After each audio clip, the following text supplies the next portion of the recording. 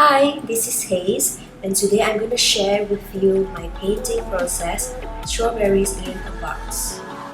So I have my sketch done already in markers, and I lay my first pass of linseed oil over it, and once that's done, I did my tonal pass with ultramarine blue and transparent red oxide. Then after that, I'm ready to start painting. Here, I'm just restating the darks, and I'm using a synthetic brush so that the texture of the brush marks wouldn't show at this point. Next, I paint lighter colors but still in the shadow area, going from the neutral shadows to the more colorful shadows. This helped me gauge the accuracy of the color more easily when I go from neutral to color.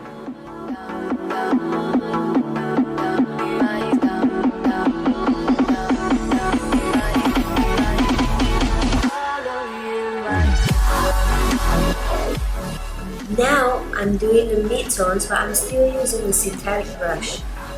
That's because for this painting, I would like to reserve textured brush strokes for a much later stage in the painting.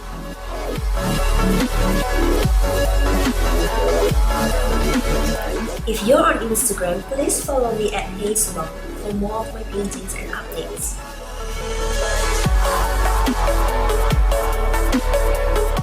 Also, it would be great if you can subscribe to my channel so that I can have a channel name. I need 100 subscribers for me to have a channel name of my own. Now I'm doing the lighter areas, but I'm still using the synthetic brush.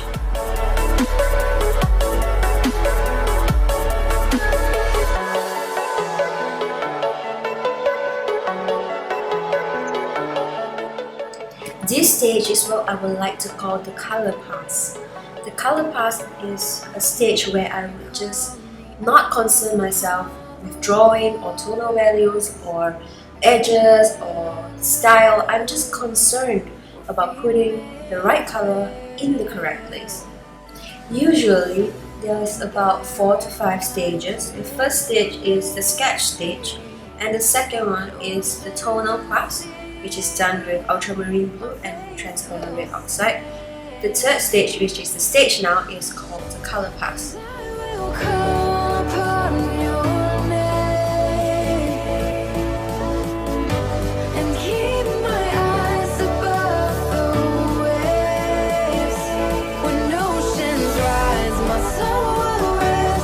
I always work from dark to light, from neutrals to vibrant colors. This helps me see the color and the tonal value more accurately.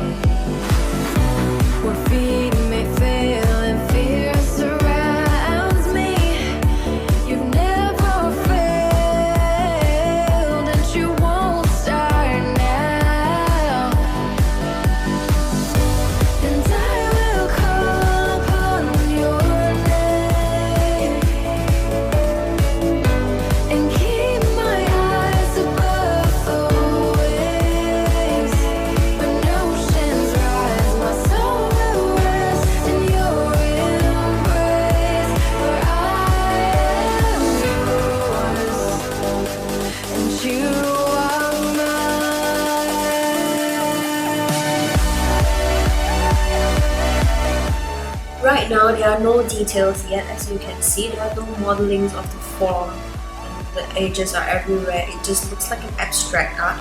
But as they say, a good art has a good abstract base underneath it.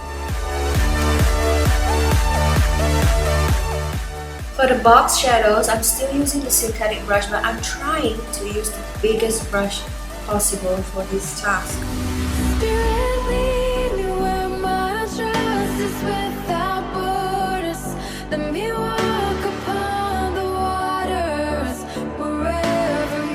Now finally, I'm using the bristle brush for the highlights of the box. The bristle brush is much stiffer than the synthetic brush and it gives more brush marks and more texture.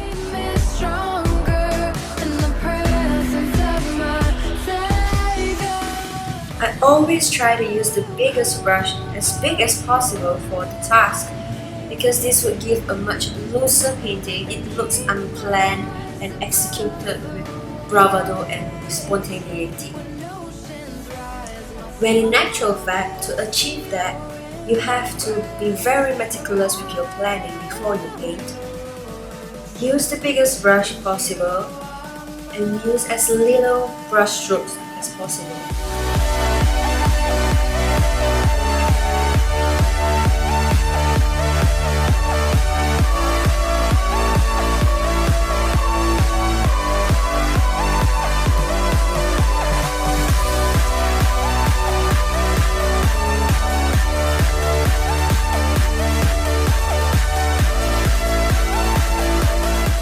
Alright, I think we are done with the color pass and now let's move on to the detail pass. In the detail pass, we start again from the shadows to the light, from neutral to colors. And now I'm just putting down the shadows for the seeds on the fruits. This is the stage that you spend the most time on, trying to decide where to refine and where to leave things be. You can't pin her down because no one needs her home. I need her around. She says there's beauty in the hills, dripping the sky. When it comes to textures that has patterns like seeds on the strawberries, it's better to observe the object carefully for the direction and the flow and the movement of the pattern. Instead of just randomly putting dots, if you have a flow and a rhythm to your painting, it will give a more reasonable pattern and it's more natural as well.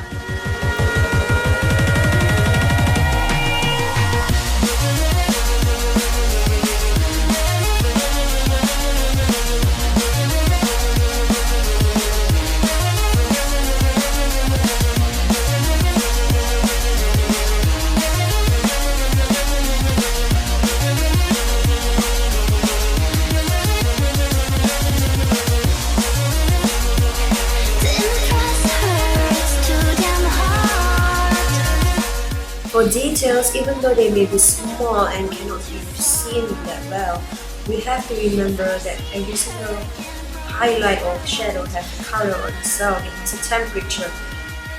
For every shadow, mid-tone and highlight, we have to observe them carefully and give at least 3 colors each to them so that they look more realistic. Like I do, my charm is twinkling out. In painting, the order in how you paint and when you paint certain things will determine how it look like in the end. Like for example, I could have done the base of the strawberries and finish it then, and then lay the seeds and call it done.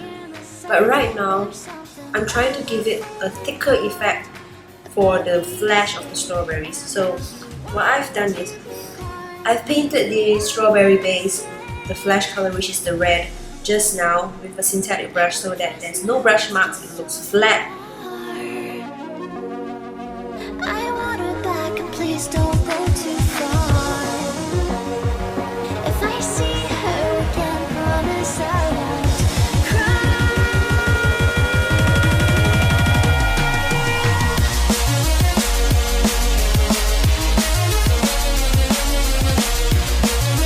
Then after I paint the seeds, I will go over the same reds again, but this time with a bristle brush, so that the textured brush marks will bring the flesh forward, just like a real strawberry. It's more challenging because it will be like painting a tree first and the sky last, instead of the other way around. I do not know if it will work, but if it does, it will look great. Alright, I think it actually worked out really well and this was really impacting my mood. She doesn't come back much. No one misses her like I do. Now you can see the ones that I've done with bristle brush really pulls things forward and gives a good design to your whole painting. So one way to have a different style compared to other artists is to shift up the order of what you paint first and last.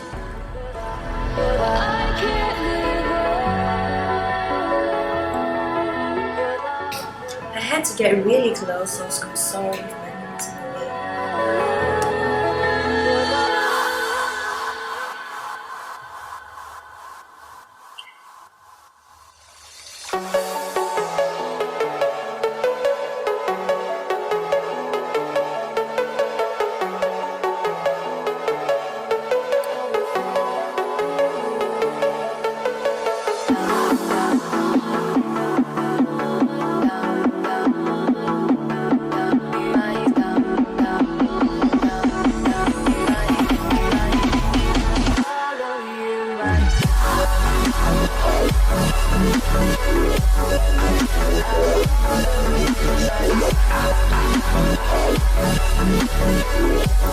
Okay, the strawberries details are almost done except for the highlights, and now I want to move on to the leaves.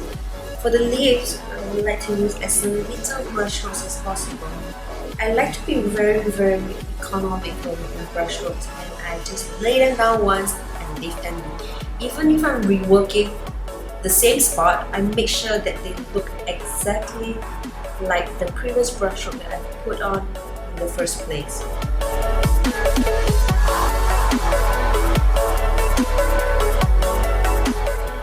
This is actually a philosophy of Chinese art painting where the brush strokes are really economical and you just only get to do it once, and even if it's a mistake you can't fix it, because even if you fix a mistake in painting, it would be another mistake fixing a mistake. So the more you fix something in a painting, the more mistakes you are actually piling up in the painting. The best thing to do is just to leave them be. We may fail, and there I find you in the mystery, an ocean sea. My faith will stand, and I will call upon your name and keep my eyes. Sometimes when we are painting a bunch of coins or a bunch of leaves, cereal, rice, noodles, things that are abstract and in high quantity, we might feel intimidated to paint the details because there's just too many details and too many of them at the same time.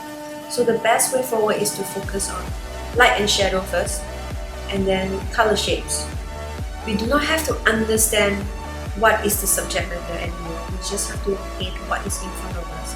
If we see red, we paint red. If we see a box, we paint a box. If we see a triangle, we paint a triangle. It's much easier this way and we can move forward more easily. Finally, now I'm doing the highlights for the strawberries. When you're painting highlights, make sure that they are colored as well. So when you see a highlight, like for example, the light you see in my background, it may be white, but if you look at the fringe of it, there's a color to it, and you should paint using that color. For example, in my strawberries, the highlights of the strawberries are actually a very light purple. It will make your highlights look more reasonable, especially if you put on some cross hatching and some textures with the brush.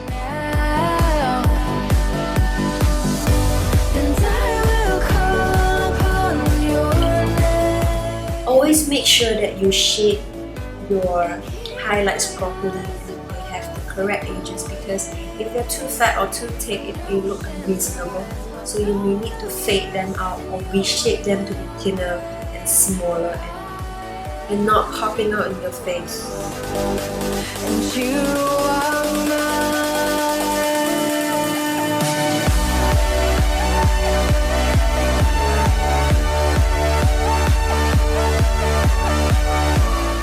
So this is the last stage and I'm finishing up with the bulk shadows. I'm using the biggest brush possible and trying to rework the shape of the leaves and making sure everything looks good.